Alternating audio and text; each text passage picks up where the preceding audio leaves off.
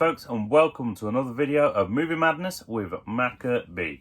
And we, for this one, are doing the second half of a video I actually did about a month ago, which was basically, for anyone that hasn't seen that video, and I'll make sure I link it above, checking out a number of first episodes on Amazon that were made available for 10 pence each on purchase, because obviously they weren't available free of charge at that time. I don't believe they are now. But hey ho. So I was checking them out and I was analysing them to see, based on 5 criteria, which will be right here, whether or not they were something that would entice you to want to watch the remainders of the seasons, or continuous seasons, should I say. So whether they were entertaining, whether they were actually worth paying for, what was good, what was not so good, things of that nature. I covered 5 TV shows in the previous video, and in this one we're going to cover 5 more. So without further ado, let's get on to the first one. So the first one we're checking out is Lovecraft Country. So just to give you a little history on this one, it's basically a show about a man going on a cross-country trip with a female friend and his uncle. And he's searching for his father. And throughout the episode, and I would assume the rest of the season, like random monsters from the creations of H.P. Lovecraft get thrown in there for whatever reason. So, it's going to get a little more comfortable. That's better. Without further ado, let's have a little look-see. So let's answer the questions. So first of all, did I enjoy the episode? Honestly, not particularly. If you wonder why I'm looking down, it's because that's where I keep my notes. Because it's been a little while since I watched these, so this is what I like to do. But yeah, not particularly. There wasn't anything of real interest or excitement for me outside of the depiction of America's rampant racism during the time period that this is set in. Until about, I think it was about an hour in. And to be honest, even then, the things that are happening don't really make much sense. Or why they're being included, should I say. Did it make me want to continue watching the series? Again, no. For the majority, pretty much the entire first hour, it was solely just a display of the racism running rampant at the time during that era, like police brutality, mistreatment of African Americans and the main characters specifically in this one. Before it all of a sudden just shifts to like a random alien monster attack in the woods. Literally comes out of nowhere. Wasn't really much of a transition, and quite frankly, the way it was done for me made no sense, and quite frankly, I don't even see how it was necessary. Again, I haven't followed this show for much, but first impressions wise, it wasn't really giving me much positive to work with. What was the best part? So I always try and pick something decent even out of the negatives, and if I had to for this, I'd probably go with the level of authenticity in certain areas. So like the set, the music, the costumes, and the props. I say, based on a little bit of research I could do myself, as well as things we learn, at school, in history classes. It seemed well researched for the era of the show, being the 1950s in this case. And the authenticity of the situation regarding things like segregation of the time period. I'd say it was played seriously enough to ensure viewers got an understanding of what it likely would have been like for people of colour in that era. So if I had to pick any kind of positivity, I'd say it's probably there was elements that were well researched and did seem authentic to the era that they're portraying things in. So what could have been improved? Plenty of things for me. But if I have to pick specifics, for this one, I'm going to go with the pacing and the writing. As I stated before, nothing really of note or real interest outside of the era. Authentic portrayals of segregation occurs, so that's one positive, but obviously it's something I think could have been hyped up or could have been expanded upon. And I have to admit, even at times, there were certain elements of the segregation stuff and things and that feel a little bit forced upon the viewer. But that was just my interpretation of the show. Was it worth paying to see? Honestly, based on this viewing, I'd say no. I'm not going to begrudge the 10 pence that I paid to watch the episode, but at this point, just based on this initial first episode, I wouldn't pay to see any more. That's just me personally. But that was H.P. Lovecraft 1, The Lovecraft Country. So let's check out episode 2. So for the second episode that we're going to be looking at, we're going to check out True Blood. Now, I know this was quite a popular show. I hadn't got around to watching it until like sometime in the last month. But hey ho, gotta get on with these things. Gotta check them out when you can. And this was my opportunity. So let's get into it. So first of all, did I enjoy it? I would say there were some elements that were enjoyable because it was very different. I like the integration of a society where vampires are out and about, and you know they're just part of the norm in some sense, or at least that's what I was getting from this one. So that I'd say was quite enjoyable, and it was something different from anything I'd seen before. So next I'd say what do I want to continue watching? Like, I was on the fence for this one. Because while I enjoyed the concepts of, you know, the vampires being out of the coffin and openly existing amongst the humans, you know, using the True Blood formula or the True Blood drink as, you know, the replacement for human blood and whatnot to prevent them killing humans, I found the acting between Suki and Bill, who was the vampire love interest for the main character, a little questionable a lot of the time. Mainly because their scenes were being performed somewhat like a teenage drama, which, you know, I think this show probably was a teenage drama, but it was a bit like overacting, and she was playing a dumb blonde stereotype when they interacted a lot of the time. Didn't feel quite as natural as I'd hoped, but you know, this kind of thing. I'd say that the kind of acting that we were getting from these kind of portrayals, it works with real teenagers, as it conveys a strange sense of innocence. But when you've got two grown-ass adults playing it looks kind of weird. So what did I think? What positives? What was good about it? What did I like? Best part? I'd probably say definitely the concept. Extremely relatable, I'd say, actually, to the way the real world views and relationships occur. Pardon me. I'd say basically regarding anyone who's different from a generic, you know, the straight white mindset. I found it because it was quite relatable. I'd say if you want to talk into it further, to say like certain ways of homosexuals, people of colour, and differences between religious beliefs and things in the real world, you seem to have a lot of prejudice towards anyone that isn't just the straight white normal or that kind of thing. I'm not political, but that is, let's be honest, that is how the world is at the moment. I'd say, yeah, that was probably the best part. I think it was well handled. It wasn't forced too much, you know, to try and make a real world connection with, you know, the outside audience, the fourth wall breaking, that kind of thing. Because I'd say, much like in the real world, you know, some folks accepted the vampires without judgment. Some faced acceptance through their own terms, and there were just some that were prejudicial and wished nothing but harm upon them, based solely on those differences. But I think that was an interesting concept, and I think it was well handled in the first episode, I would say. So what could have been improved? As I said before, the acting in certain parts. That's pretty much it. Because that Anna Paquin, however you say her surname, I've never actually learnt it. She plays a strong character in the scenes that doesn't feature the love interest, which was good. And then when you get the love interest in there, she seems kind of dopey and fake in some senses. Also felt a bit like a white trash hillbilly vibe was going on in certain places. For a number of the characters at least. Synonymous with the stereotypical views of, you know, Southern Americans. And again, this is stereotypical based off of movies and TV shows.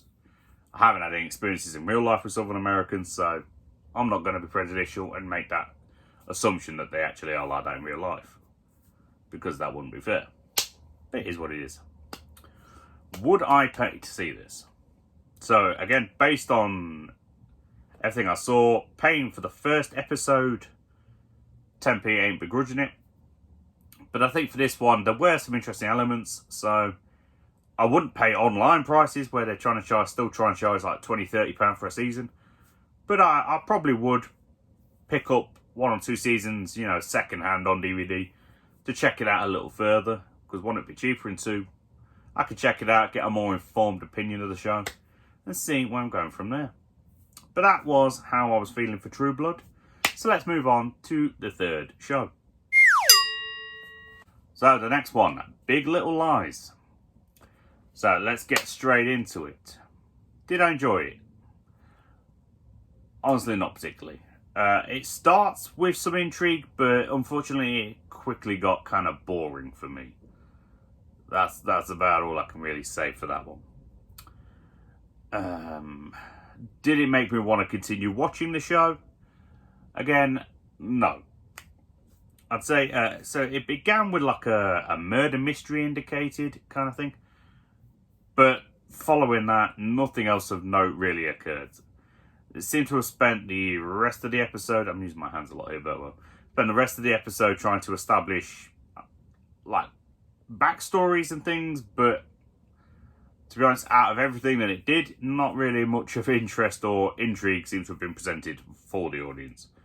So we're getting an indication that Nicole Kidman's character is in a controlling relationship with a partner, because he grabs her arm and he gets like a little bit aggressive and a little bit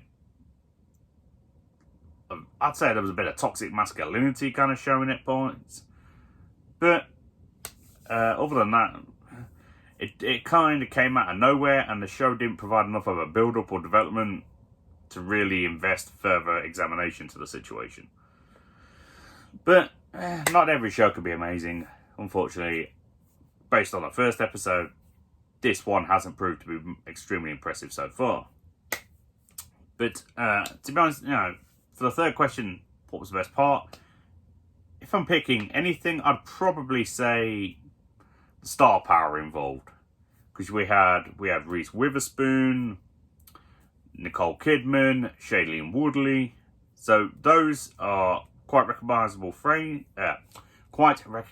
faces.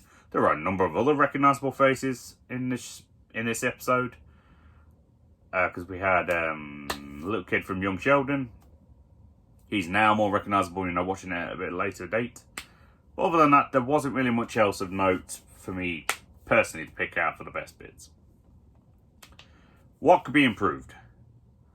Bloody everything, pretty much. The pacing, slow and didn't really build to nothing. The dialogue, pretty much forgettable. Provides no real context, personally, for the events that we're supposed to be investing in, aside from fleeting back and forth to some kind of a murder having occurred. Even though at this point early on we don't actually know who's dead, like what time periods are between the kind of, the backstories that we're seeing and these murder investigations that we're getting indications of. I'd also say that though Shailene and Reese's character relationships with their children appeared believable, practically none of the other relationships between the characters, as either friends or romantics, came across as realistic, believable, or pretty much in any way engaging. So there was a hell of a lot that probably could have been improved on here. And as for the final one, whether or not I'd pay for it, again, the 10p I've paid now is what it is. But aside from that, the show for me didn't seem like it was worth paying anything extra to actually watch and invest in the rest of. But hey ho, these things happen. So let's have a look what show number 4 was. So, show number 4 was True Detective, Season 1.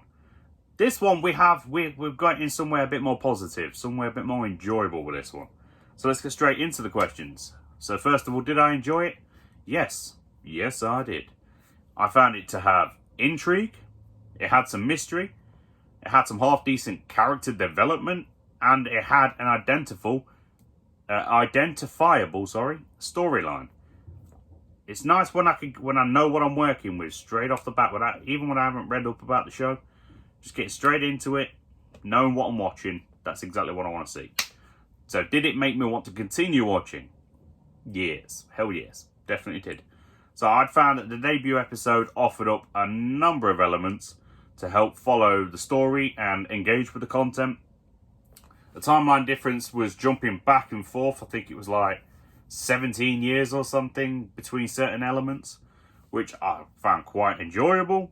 And I found that statements that were being made by Woody Harrelson's character indicating the character relationships between him and Matthew McConaughey. It helped to follow the transitions, and it helped you to find what period you were working with and what was significant for each point, which is something that I definitely think was built up, or seemed to have been built upon throughout the episode. Hopefully will be built upon throughout the rest of the show, or was, should I say, because it's been a little while since the show came out. So we're getting two separate storylines that kind of intersected between some sort of a satanic murdering indication and an abducted child case at two different separate points. But I found that they both progressed at an acceptable pace, and they were offering necessary information at key points that allowed the audience to follow what was happening and allowed us to figure out where our focus needs to be at any given point.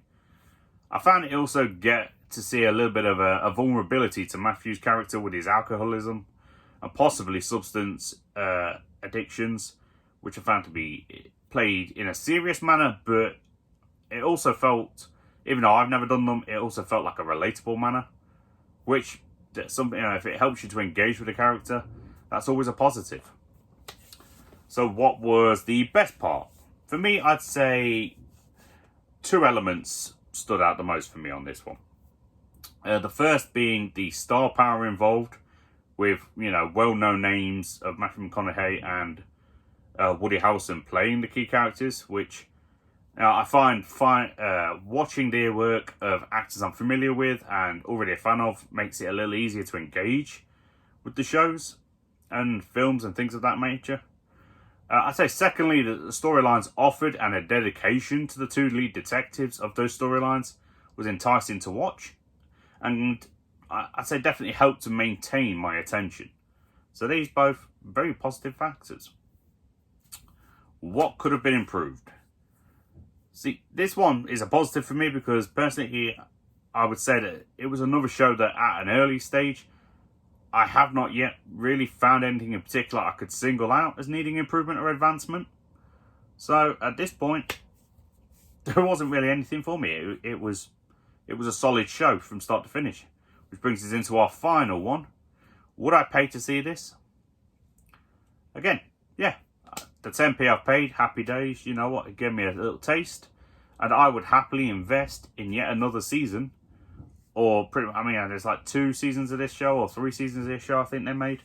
I'd happily buy the box sets and check it all out and see what we're working with, because I was very well impressed with this one. So that was definitely the most positive one of this video. So happy days, check it out if you haven't seen it already. So let's go on to the final show. So the final show was Fringe. Now, I remember seeing adverts and things for this years and years ago, whenever it came out, like 2015, I think it was, something. And this was the first time I got around to actually seeing it. So let's get into the questions. So first of all, did I enjoy the episode? I would have to say yes and no on this one. I say the episode had a good premise to begin with when it came to the mystery of why everyone on the plane at the beginning of the show had died. Because it came out of nowhere, but it was intriguing to begin with, so it caught your attention. And I'd also say that there was a part in this episode when her partner ended up being chemically burnt in an explosion, which I also found somewhat intriguing because of the development of the character that followed. But other than that, it seemed to slowly go downhill and just continue going down from that point on for the remainder of the episode, and it ended up becoming rather boring for me, to be honest. Did it make me want to continue watching? Honestly, taking the whole episode into account overall, no, not really. As I said, it exhausted its surprise factor and entertainment fairly quickly, and I didn't really get the sense or excitement that indicated the show was kind of en route to providing any more fulfilling content, to be honest with you. But as I said before, these things unfortunately happen. What was a positive? So what was the best part? Hard for me to pick one out, but if I have to, I'd say it's either going to be the beginning mystery premise or the special effects for her partner's body when he's in the hospital, which weren't terrible. Because visually it was an intriguing look. The results of these chemical burns and the things that happened to him. But it was kind of hard for me to pick anything massively positive out from this. What could have been improved on? So, most things could have been improved on. The acting and the script felt somewhat wooden for a large majority, and most definitely underdeveloped. The energy and enthusiasm seemed to drop after the first act, and overall, I'd say it kind of phoned in anything remotely watchable way faster than you would expect it to. But again, that's just my interpretation. Would I pay to watch the remainder of this show and continue on with it? Nah, definitely not. Again, I don't begrudge the 10p I paid to check it out, because now, that's a relatively tiny amount of money, and I got to be able to experience it so I could talk about it myself and see how I really felt. Because everyone's opinions on shows and movies and things are always going to be different. So this was just my opportunity to gain my own opinion. So I don't begrudge the 10p I paid to see the show, but I wouldn't personally invest any further into it myself. But that's just that. So these were the second 5 in this little experiment of mine. Tell me what you thought down in the comments below. Have you seen these shows? Did you have differing opinions to what I did? Would you or have you paid to watch them online or streaming or bought the DVD box sets? Are these some of your favourite shows? Some of your least favourite shows? Tell me down below what your opinion is. And tell me down below 5 shows that you would have done for this kind of experiment. And what answers you would have given those shows. Or even the answers you would have given to these shows from the 5 questions I gave. Down below. Don't be slow. But until next time, folks, that's everything I had for you in this one. Stay safe. Have a good day, night, evening, afternoon, or whatever the hell it is, wherever the hell you are. Movie Madness, Maka out.